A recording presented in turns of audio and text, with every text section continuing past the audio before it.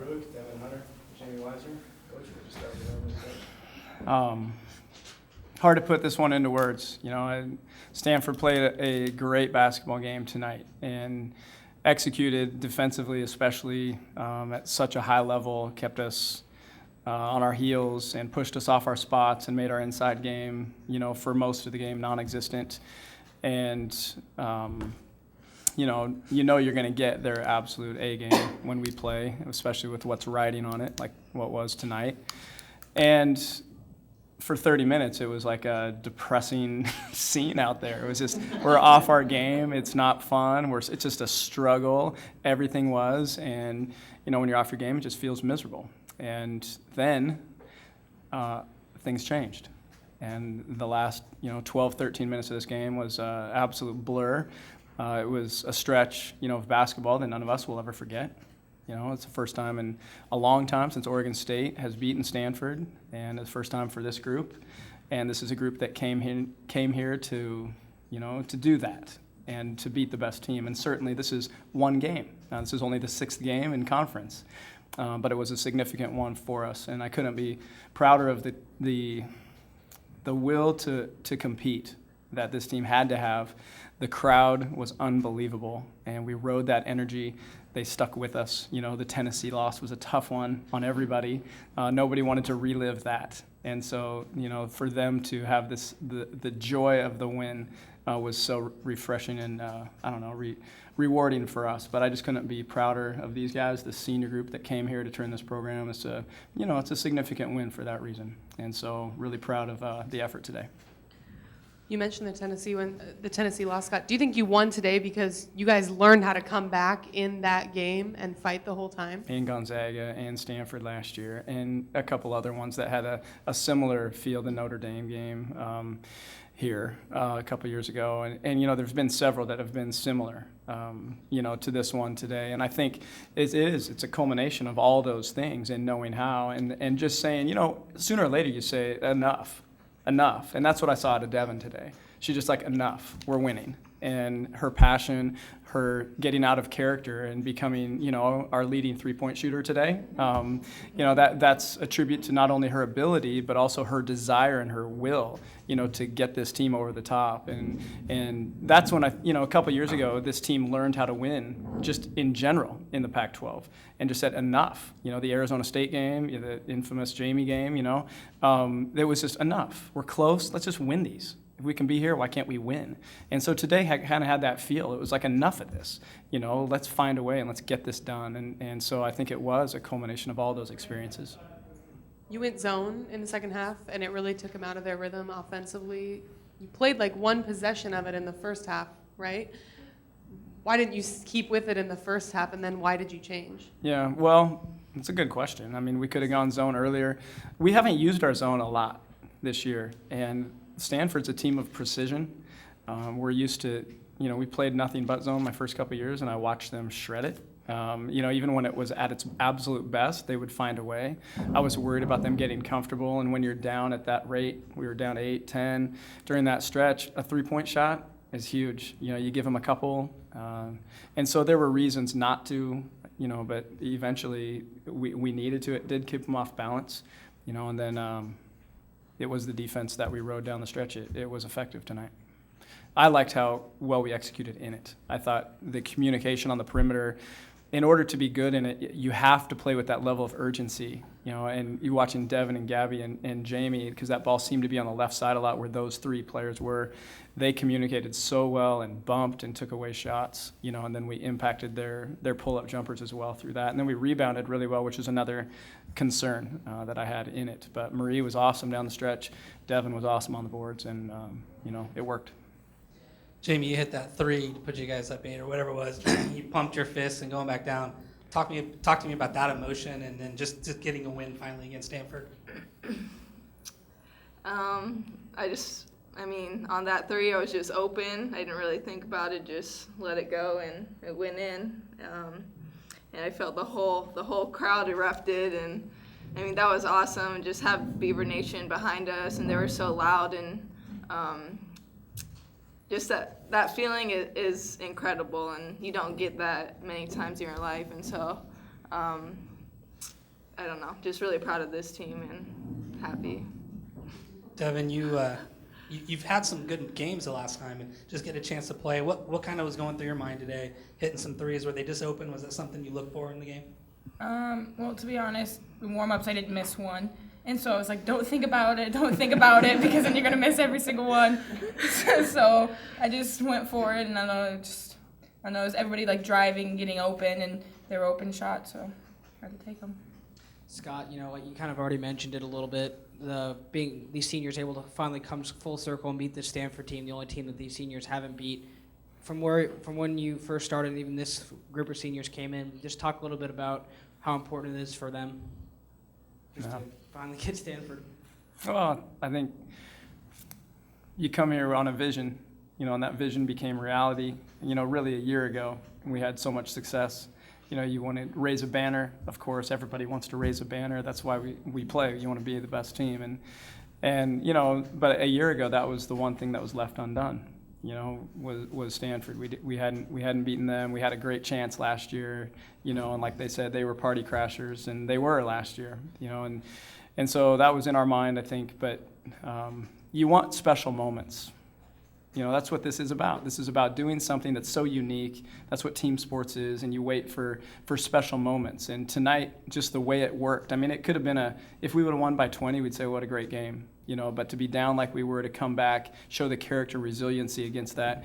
And we didn't have Sidney Weiss. I don't know if anybody remembers that or not. But to do that without your point guard and to be a player down, and then in foul trouble like crazy in the first half, and to handle all that adversity, to stick with it, for them, it just sums them up. They're tough as heck. They're competitors. They came here wanting a big challenge, and today they overcame a big challenge in a significant way.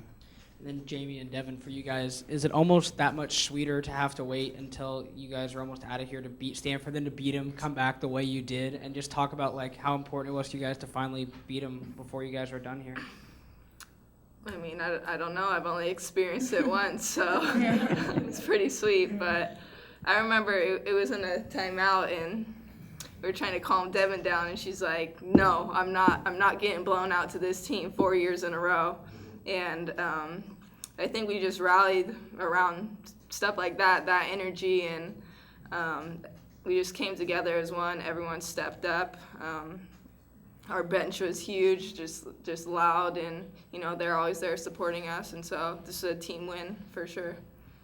You sort of just touched on it, but for Jamie and Devon, that enough mentality, is that just sort of what you guys felt in that second half too?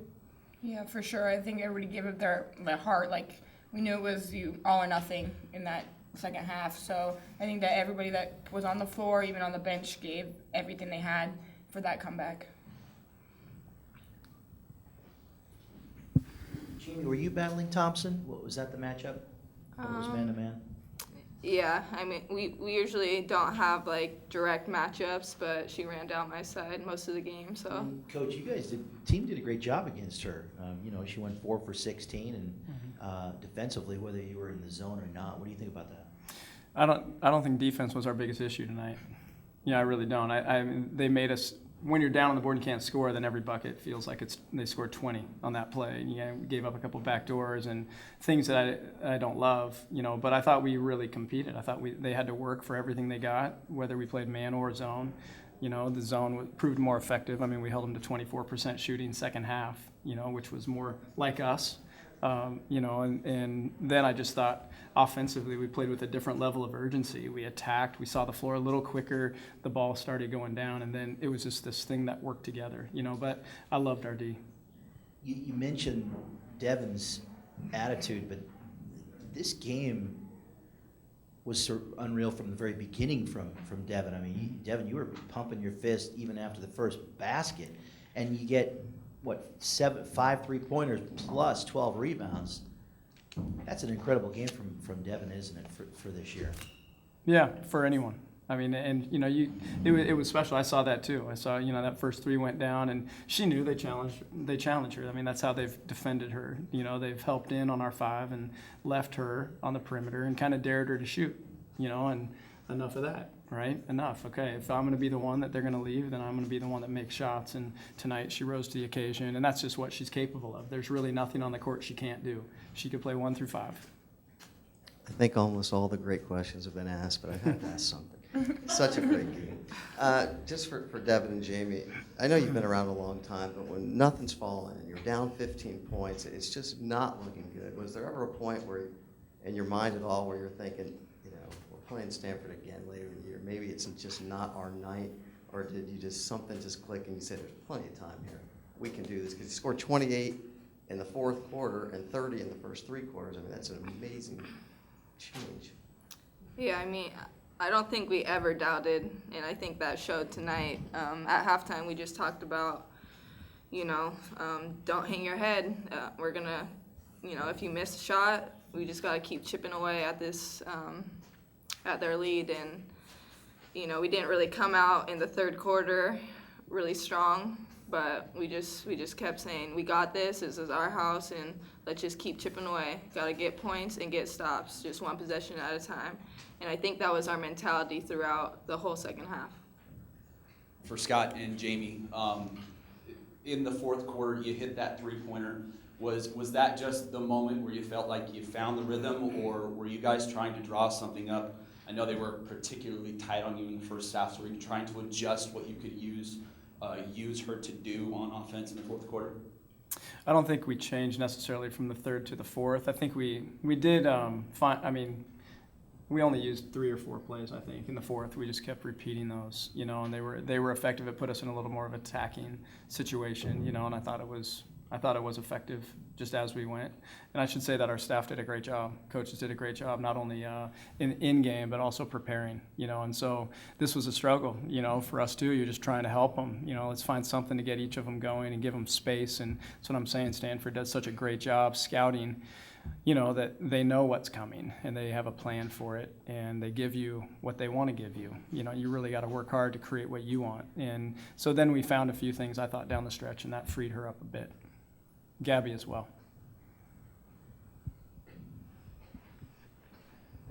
Scott, you've been in a lot of battles over your career as a coach here and at Fox. Kate told me she's never sweat so much because she was nervous and excited.